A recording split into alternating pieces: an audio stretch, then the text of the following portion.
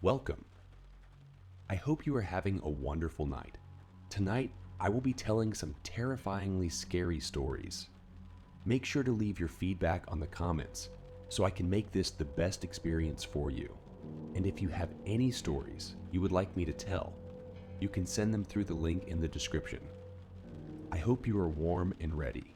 Let's begin.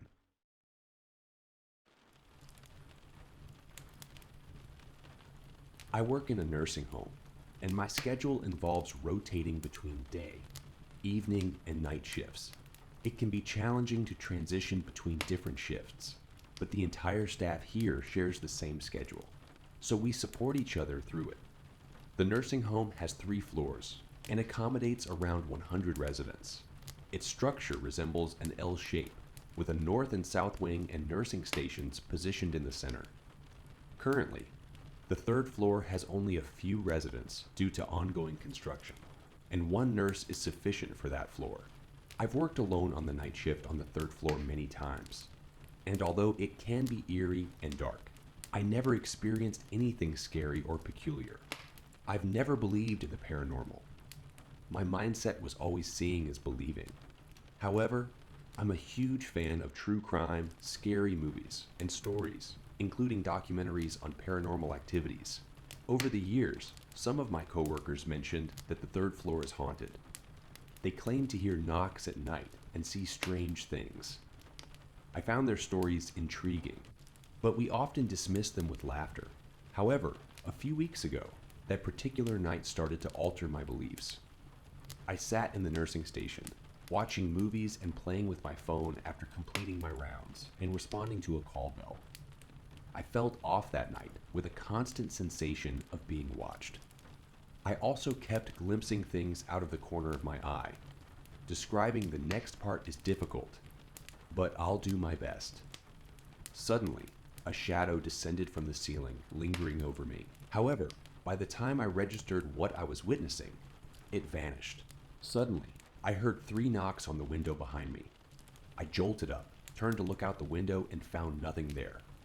Instinctively, I sprinted down the hall and bumped into my coworker, who had just stepped off the elevator. It's important to note that I was on the 3rd floor, quite high up. There were no stairs, trees, or ladders outside that window, so it was impossible for someone to be outside knocking on it. I immediately asked my coworker if she had knocked or heard any knocking, to which she replied no. She could sense my shaken state and offered to switch floors for the remainder of the shift. I felt immensely grateful because being on the 2nd floor meant I would have another nurse with me, ensuring I wouldn't be alone. I went out to my car, trying to calm down, and smoked a few cigarettes. While outside, I talked to the nurse on the 2nd floor, and her reaction didn't surprise me. She had also heard knocking and witnessed unexplained phenomena on that floor. Numerous individuals had passed away there, and after that fateful night, I honestly didn't know what to believe anymore. The fear I felt was unlike anything I had ever experienced. Since then, I've worked a few more night shifts on that floor without encountering anything like that again. Could it have been exhaustion playing tricks on my mind? I don't know. But one thing's for certain. I will never forget how I felt on that haunting night. My heart raced, and I hastily jumped out of my chair.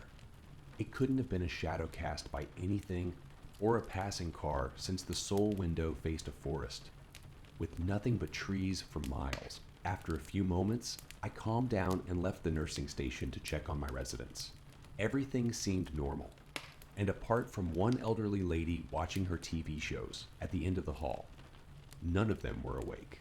As I walked back to the nursing station, I could have sworn I saw movement or a shadow beneath the closed door leading to the wing under construction. To rule out the possibility of a resident from another floor wandering in, which happened occasionally, I opened the door, but there was no one there. I returned to the nursing station, still shaken and feeling the presence of someone or something observing me. I settled back into my chair, attempting to distract myself by watching TikTok videos. My back faced the window and I was facing the door. About an hour later, I glanced at the clock. It displayed 3. I felt slightly annoyed since my coworker was supposed to relieve me at 2:50 for my break, giving me a chance to go outside and have a smoke. I know it's unhealthy and I'm trying to quit, but that night, I needed one. I've always been great friends with my cousin Cole. We were practically inseparable, always together at school and outside of it. One Friday afternoon, when we were both 12 and in the 6th grade, we found ourselves at Cole's house, excited for the weekend. That's when my mom called to inform me that our grandpa was in the hospital. It wasn't a serious issue, but he needed to stay overnight for observation, and both our parents would be at the hospital with him and our grandma. I was given permission to stay at Cole's house for the night, with his older brother Hunter taking charge while our parents were away. We were fine with that arrangement. Hunter was easygoing and not the typical bossy older sibling. We ordered pizza and enjoyed goofing off like typical boys our age. Around 9 p.m., there was a knock on the front door. Curious about the late-night visitor, I stood back and watched as Cole went to answer it. 2 older guys stood outside, claiming to be from the city and investigating reports of low water pressure in the neighborhood. They asked if Cole's parents were home and started asking detailed questions about the water pressure in the house, requesting permission to come inside and check. Hunter intervened politely, assuring them the water pressure was fine and suggesting they move on to other homes in the neighborhood. Reluctantly, the guys left after Hunter closed the door. We shrugged it off and continued having fun, not dwelling on the incident. Eventually, we decided it was time for bed. Cole and Hunter shared a bedroom, and we agreed I would sleep there with them rather than on the couch, so we could chat while falling asleep. Hunter grabbed a sleeping bag from their camping supplies for me. When we entered the bedroom, they stripped down to their briefs, as Cole had previously mentioned they slept that way. Since I hadn't brought any overnight gear, I felt a bit embarrassed, but decided to do the same. Trusting they wouldn't judge me, we settled into bed, chatting about random things until we drifted off to sleep. However, I woke up early needing to use the bathroom. Careful not to disturb the others, I quietly got out of the sleeping bag and made my way to the bathroom. On my return to the bedroom, I heard a noise coming from the family room, located at the opposite end of the house from the bedrooms, initially assuming it was Cole or Hunter. I didn't think much of it until I re-entered the bedroom and realized they were both still there. Trying not to panic, I woke them and shared my suspicion that someone was in the house. Quietly, we tiptoed towards the family room, and as we entered, we discovered the 2 guys from the previous night in the midst of robbing the place. One of them approached us, brandishing a menacing knife. In a state of sheer panic, the 3 of us raced to the front door, somehow managing to unlock and open it. We dashed outside just as a police officer happened to be passing by. We quickly flagged him down and explained the situation. The officer called for backup, and within minutes, several more police officers arrived.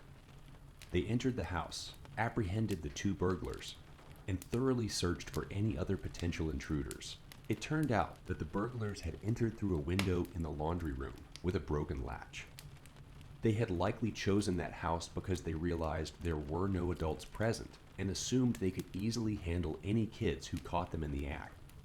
To make matters worse, while we waited outside during the house search, some neighbors, including kids from our school, came out to see what was happening. They witnessed us standing there in our briefs, as we hadn't had a chance to get dressed in the chaos. We stood there, feeling exposed and vulnerable, enduring the snickering stares and teasing from our classmates. It seemed like an eternity before we were finally allowed back inside. When Monday came, and we returned to school, Cole and I had to endure a few weeks of teasing and ribbing from our classmates about the incident. The embarrassing moment of being caught outside in our briefs became a source of amusement for some, but we tried our best to brush it off. As time passed, the incident became a distant memory. Cole, Hunter, and I grew even closer through the shared experience. We developed a bond that went beyond our childhood adventures, and our friendship became even stronger. Looking back, I couldn't help but feel grateful for the timing of that police officer's presence and how quickly everything was resolved. It was a stark reminder of the importance of safety and looking out for one another. The incident taught us to be more cautious and aware of our surroundings, as well as the value of relying on each other in times of trouble. Though we may have endured some teasing and embarrassment, we also gained a sense of resilience and learned to find humor in the absurdity of the situation. It became a story we could laugh about together, a reminder of our shared bond and the strength we found in each other during a challenging time. Years later, when we reminisce about our childhood, that night remains a significant chapter in our collective memory. It serves as a reminder of how friendship can withstand even the most unexpected and embarrassing moments, and how those experiences can ultimately shape who we become. When I was younger, I lived in the countryside of East Oklahoma with my mother and grandmother. It was a remote area, surrounded by miles of dirt roads and rolling hills. One fall evening, my curiosity led me to explore the woods near my house. Little did I know I would encounter something that would stay with me for years to come. As the sun began to set, I found myself a mile away from home, stumbling upon an old red house nestled at the bottom of a hill. A white truck sat in the driveway, and a burn pit caught my attention in the backyard. Feeling a sense of unease, I decided it was time to head back home. But before I could leave, a voice called out, "Hi." It was a woman's voice, emanating from the direction of the house. I hesitated, searching for the source of the voice, but saw no one in sight. Then, from the corner of my eye, I spotted an older woman with black hair and a brown and red dress emerging from the front door. She smiled at me and pointed directly at me. Uncertain of what to do, I chose to ignore her and continued my journey back home. As I walked, a sense of foreboding surrounded me. Suddenly, I heard the same he. From behind, sending shivers down my spine. I turned around, expecting to see the old woman following me, only to come face to face with a large owl perched on a nearby tree. Its gaze was intense. And in my culture, owls were considered bad omens. Anxiety gripped me as I hurried my steps, desperately trying to escape the eerie presence. Seeking solace and safety, I rushed home and confided in my grandmother about the strange encounter. Sensing my fear, she called upon my mother, and together they hatched a plan. With determination in her eyes, my mother led me back outside, clutching my hand tightly. We approached the area where I had seen the owl. There it was, staring back at us. My mother, consumed by anger and fear, picked up a rock and flung it towards the owl. The rock struck its wing, causing it to screech in pain, a chilling sound that resembled a woman's scream.